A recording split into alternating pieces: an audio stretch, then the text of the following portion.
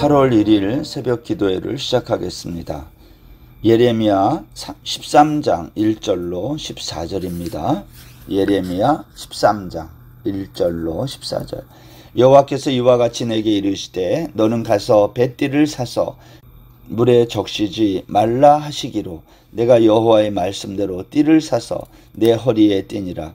여호와의 말씀이 다시 내게 임하여 이르시되 너는 사서 내 허리에 띈 띠를 가지고 일어나 유브라데로 가서 거기서 그것을 바위 틈에 감추라 하시기로 내가 여호와께서 내게 명령하신 대로 가서 그것을 유브라데 물가에 감추니라.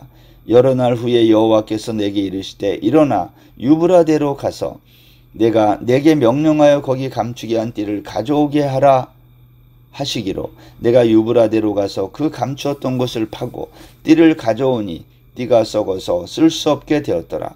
여호와의 말씀이 내게 임하니라. 이르시되 여호와께서 이와 같이 말씀하시니라. 내가 유다의 교만과 예루살렘의 큰 교만을 이같이 썩게 하리라.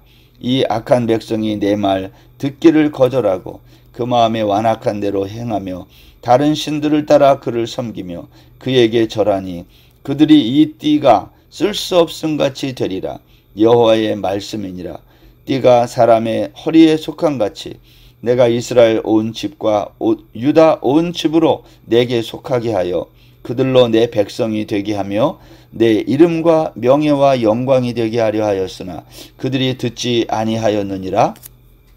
그러므로 너는 이 말로 그들에게 이르기를 이스라엘의 하나님 여호와의 말씀에 모든 가죽 부대가 포도주로 차리라 하셨다 하라. 그리하면 그들이 내게 이르기를 모든 가죽 부대가 포도주로 찰 줄을 우리가 어찌 알지 못하리요 하리니 너는 다시 그들에게 이르기를 여호와의 말씀에 보라.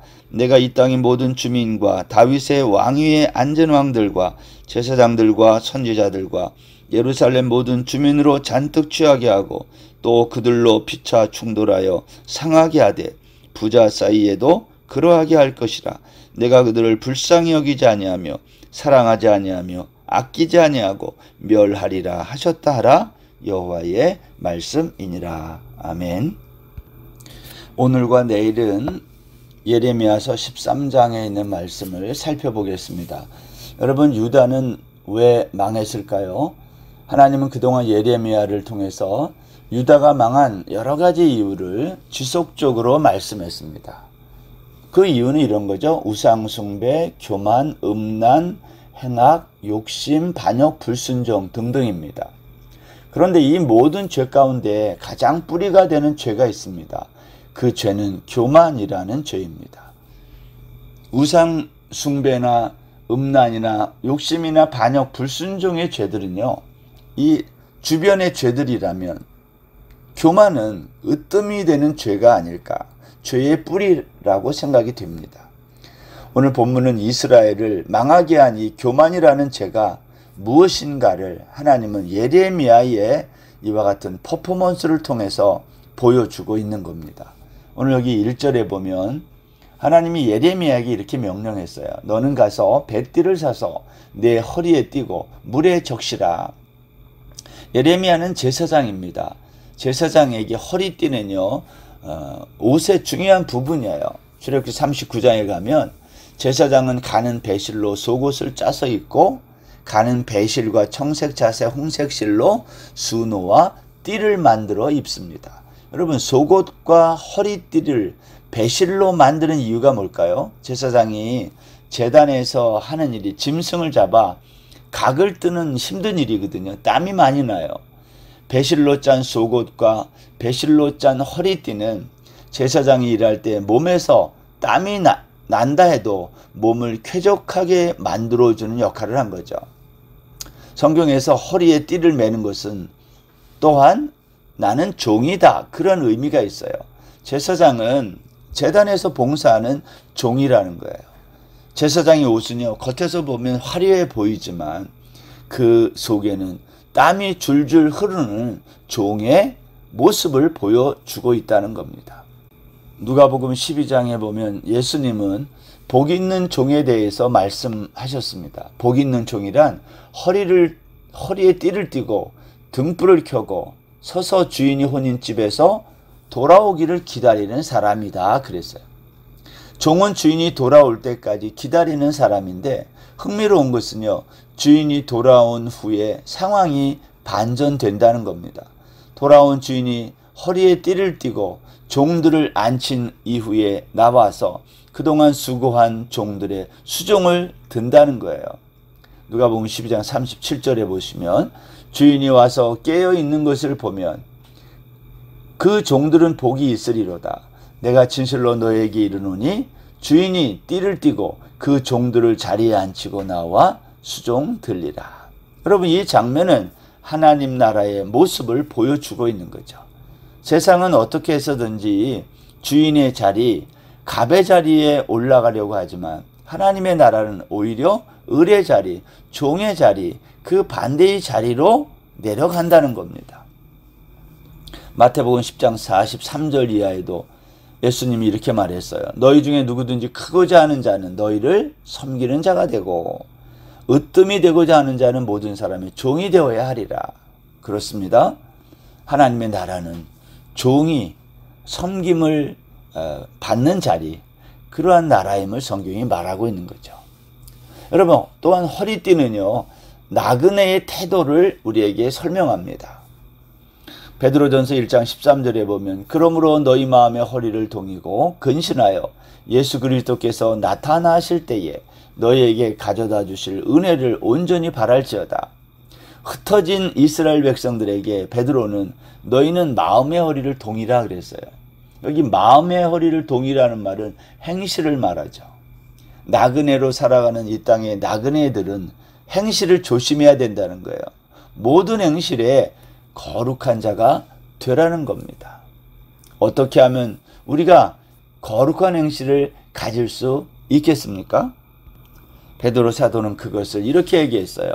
오직 흠없고 점없는 어린 양 같은 그리스도의 보배로운 피로 된다. 그렇게 말씀했어요. 사랑하는 여러분, 어린 양 같은 그리스도의 보배로운 피, 다시 말하면 은혜로 값없이 주시고 거저 주시는 십자가의 의가 우리의 거룩한 행실이라는 겁니다. 타락한 인간은 아무리 수련을 쌓고 노력을 해도 스스로의 힘으로 거룩해질 수 없다는 겁니다.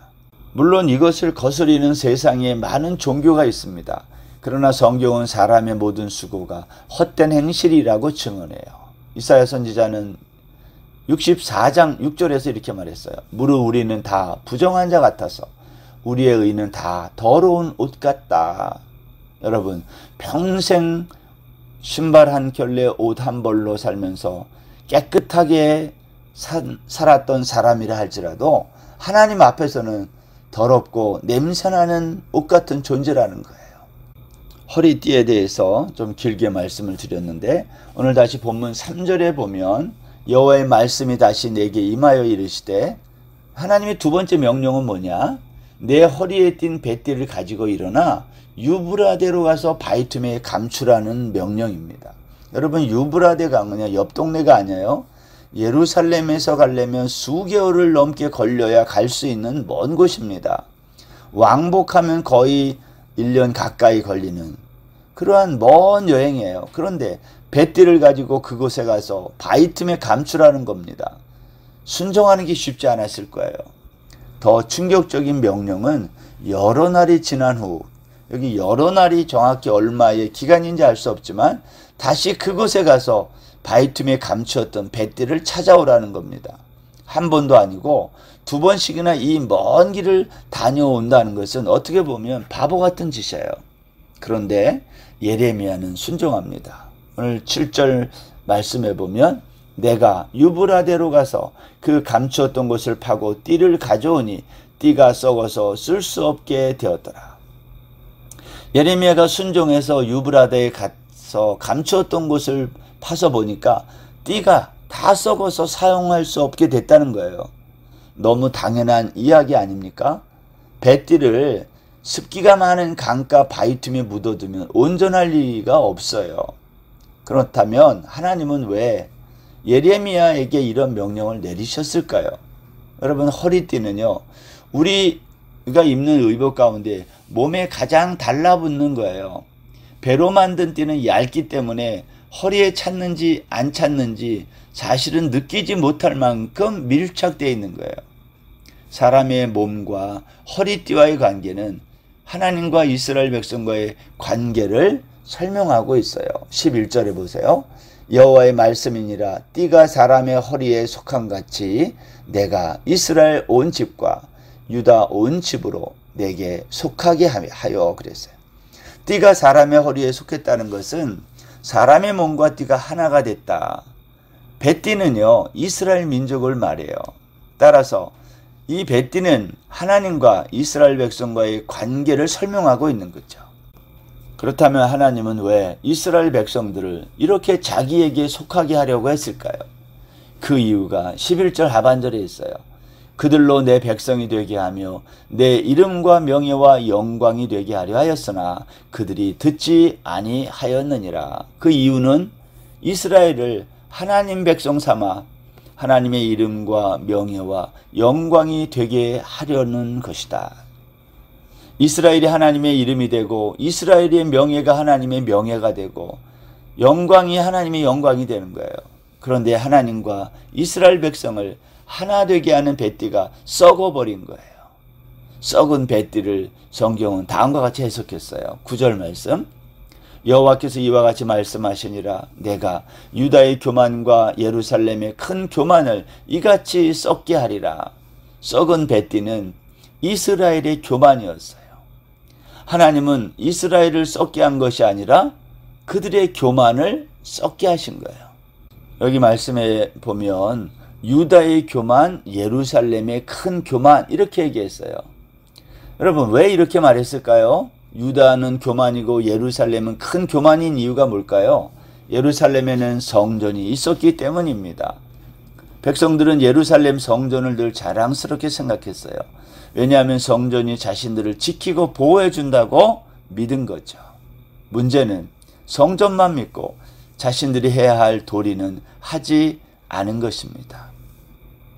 이런 거예요. 나는 하나님의 자녀이기 때문에 나는 하나님이 지키시기 때문에 무엇을 해도 괜찮다라고 생각하는 것은 교만한 거예요. 잠언 16장 18절에 보면 교만은 패망의 선봉이요 거만한 마음은 넘어짐의 앞잡이니라 그랬어요. 파멸과 넘어짐이 오기 전에 먼저 오는 게 있어요. 그걸 교만이라 그래요. 교만이라는 것은 올라가는 것이고 높아지는 거예요. 교만은 높은 곳에 있기 때문에 아래를 내려다보는 겁니다. 오바댜 1장 3절에 보면 에돔의 교만을 이렇게 설명했어요. 너의 교만이 너의 마음의 교만이 너를 속였도다. 바위 틈에 거주하며 높은 곳에 사는 자여 높은 곳에 사는 자여 내가 마음에 이르기를 누가 능히 나를 땅에 끌어내리겠느냐. 높이 올라가 있는 사람들은 내려다 볼 줄은 아는데 위로 올려다 보지는 못합니다. 그래서 교만하면 위에 계신 하나님을 보지 못하는 거예요. 오늘 예레미야서 13장 오늘 우리가 읽은 본문에는 교만을 3단계로 설명했어요. 10절에 보면 교만의 첫 번째 단계는 듣기를 거부하는 거예요. 10절 보세요. 이 악한 백성이 내 말 듣기를 거절하고 그 마음에 완악한 대로 행하며 다른 신들을 따라 그를 섬기며 그에게 절하니 그들이 이 띠가 쓸 수 없음 같이 되리라. 교만하면 하나님 말씀 듣기를 싫어한다는 겁니다. 매주 교회 가서 꼭 예배를 드려야 돼? 수요 예배까지 가야 돼? 그럴 필요까지는 없지 않을까? 나는 그렇게 생각하는데 이걸 교만이라 그래요. 여러분 교만의 두 번째 단계는 마음에 완악한 대로 행한다는 거예요. 이 완악이라는 말은요. 마음이 굳어진 상태를 말해요. 마음이 굳어지면요. 생각이 유연하지 않아요. 우리 고집불통이라는 말이 있습니다. 여러분 고집불통 고집이 있으면 통하지 않는다는 거예요. 이스라엘 백성이 얼마나 고집불통이었으면 하나님은 예레미야에게 교만을 말로 설명하지 않고 예레미야의 몸으로 행동하도록 이렇게 보여주셨을까 하는 거예요. 사람이 나이가 들면 몸이 굳습니다. 유연성이 떨어져요.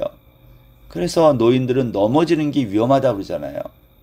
그러나 몸이 굳는 것보다 더 위험한 게 있어요. 그것은 마음이 굳는 거예요. 마음이 굳어지면, 완악해지면 다른 생각, 다양한 사고를 수용할 여지가 좁아져요. 그러면 마음이 완악해진다는 것은 마음이 둔해지는 것을 의미합니다. 교만하면 자신이 교만하다는 사실조차 인식하지 못해요. 자가 진단이 안 되는 거죠. 창세기 3장 5절에서 뱀이 사탄이 아담을 속입니다. 선악과를 따먹으면 내 눈이 밝아져서 하나님과 같이 되어 선악을 알게 된다. 여러분, 오늘날 이 사탄의 이 거짓말에 속아 자신들만이 선악을 구별할 줄 안다고 주장하는 종교가 있어요. 그게 뭐죠? 도덕 종교, 율법 종교입니다. 유대교, 불교, 이슬람교 등은요, 자신들이 선하다고 굳게 믿는 거예요. 이들 종교의 특징이 뭐예요? 교만이에요. 여러분, 교만의 세 번째 단계는 다른 신을 섬기는 겁니다. 하나님의 말씀을 거부하고 마음이 완악해지면 사람들은 다른 신을 섬겨요. 교만한 자들이 섬기는 다른 신이란 뭘까요? 그것은 돈과 명예와 권력 같은 거예요. 최근 우리나라는요, 권력을 가지려는 자들, 가진 권력을 지키려는 자들 사이에 생사를 건 싸움이 계속되고 있어요. 누가 이 권력을 차지하든지 그것은 교만한 자들이 섬기는 우상이 될 것입니다. 세상 사람들은 교만이라는 말을 자주 사용하지 않습니다. 어디서 이 교만이라는 말을 제일 많이 사용해요? 교회 안에서 성도들이 가장 많이 쓰는 말이 이런 말이에요. 왜냐? 교만이란 다른 말로 믿음이 있는가 없는가를 구별하는 신앙의 바로미터이기 때문이에요. 믿음이 없는 세상 사람들은 교만을 몰라요. 교만을 안다 그래도 도덕적이고 윤리적인 단어로 기억합니다. 그러나 그리스도인들에게 교만은 모든 악의 뿌리가 되는 거예요. 믿음이 있고 없고를 판가름하는 것이 교만이라는 것입니다. 하나님은 유다의 이 교만을 썩게 하셨어요. 여러분, 망하고 싶으면 교만하면 되는 거예요. 여러분, 태풍이 올라오면 우리 한반도 전체가 매년 꼼짝 못해요. 하늘과 바닷길이 다 멈추게 되는 겁니다. 우리가 아무리 준비를 해도 하나님의 역사를 감당할 수 없는 것. 유브라데에 감추었던 뱃띠가 썩은 것처럼 하나님은 유다의 교만과 예루살렘의 큰 교만을 썩게 하셨어요. 교만은 망하는 지름길이에요. 하나님과 나를 하나 되게 하는 뱃띠가 썩지 않도록 우리의 마음을 높은 곳에 두지 말고 내려다보지 않는 그러한 성도들이 되시기를 주의 이름으로 축원합니다. 오늘 하루도 뱃띠를 허리에 동이듯 나를 주님께 메고 주님께 속하여 주의 이름과 명예와 영광을 반사하며 멋지게 사는 복된 하루 되시기를 바랍니다. 기도하겠습니다. 하나님 아버지, 오늘도 겸손하게 뱃띠로 주님과 하나 되어 밀착되어 오늘 하루도 주의 이름과 주의 영광을 드러내며 살아가는 복된 하루 다 되게 하여 주옵소서. 감사하며 예수님의 이름으로 기도드립니다. 아멘. 오늘 하루도 평안하세요.